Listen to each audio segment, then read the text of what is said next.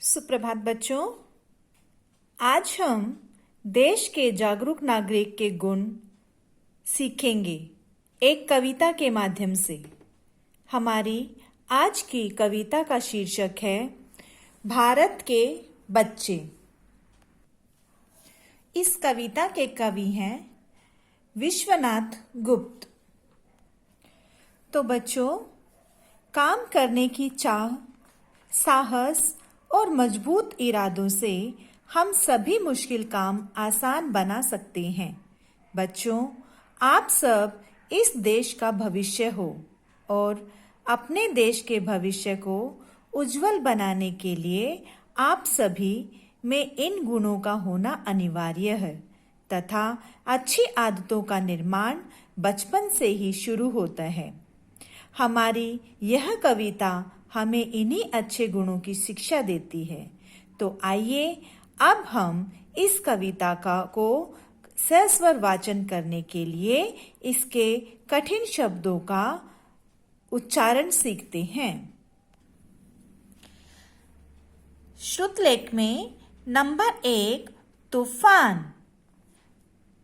देखो, फ के नीचे यहाँ पर नुक्ता लगा हुआ है। इससे जब हम इसका उच्चारण करते हैं तो इसमें आवाज में हल्कापन आता है। तूफान। नन्हे मुन्ने, नन्हे मुन्ने। टक्कर, टक्कर। न्योछावर, न्योछावर। पूर्ण, पूर्ण। अभिलाषा, अभिलाषा। अब हम इस कविता के शब्द के अर्थों को समझेंगे, जिससे हमें कविता का अर्थ समझने में आसानी होगी। नंबर 1 है साहस। साहस का अर्थ है हिम्मत, हिम्मत। तन, शरीर।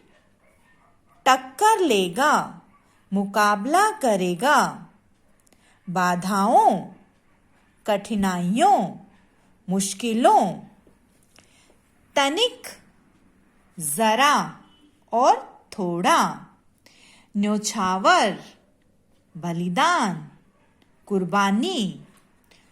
पूर्ण, पूरी, कंप्लीट। एक यहाँ पर बेटा खाने वाली भी पूरी होती है, लेकिन यहाँ पर इस पूरी का अर्थ है कंप्लीट।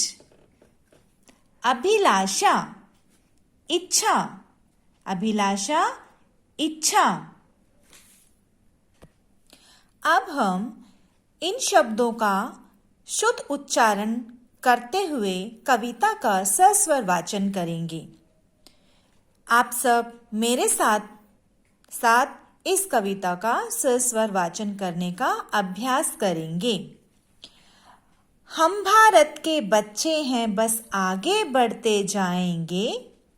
आए सो तूफान सामने, रोक न हमको पाएंगे। हमें न समझो नन्हे मुन्ने, हम साहस के पुतले हैं। दिल के हैं मजबूत बड़े हम, तन के लगते दुबले हैं। जो हमसे टक्कर लेगा, हम उसको सबक सिखाएंगे। हमें न समझो छोटे हम हैं, काम बड़े करने वाले।